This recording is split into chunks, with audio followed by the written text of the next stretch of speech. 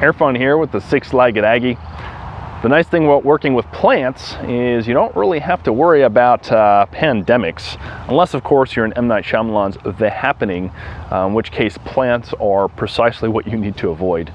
Fortunately, such is not the case. So we're busy here setting up a trial on crepe myrtles, which if you're from the South, you're very familiar with this flowering tree that we have here that is commonly found in the landscape, very low maintenance. We've had this problem since as early as 2004, if not a bit earlier, this new invasive insect. So that's an insect we did not have in the US before this, was introduced just north of Dallas, was when it was first spotted. And it's known as the crepe myrtle bark scale. And it basically forms these little white dots, all right? And we'll take a look here in just a moment.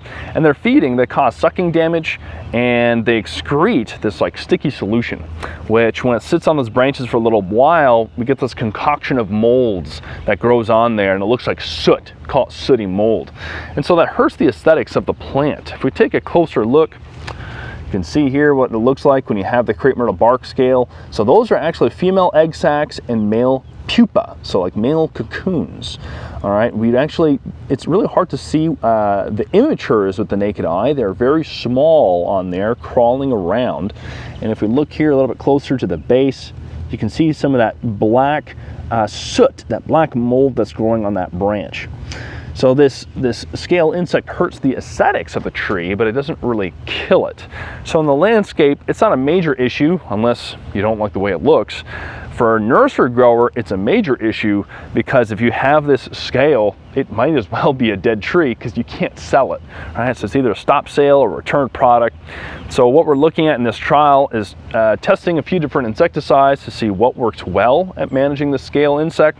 So hopefully we can give some good recommendations to our growers so that they can basically knock this pest out. I also want to suggest if you're spending some time in this forced global reflection, outside, gardening and whatnot, just be aware now that it's warmed up, our fire ants are starting to surface. So watch out for those mounds, watch out for those fire ants, and stay safe out there. This has been Airfun with Six-Legged Aggie. We'll keep in touch.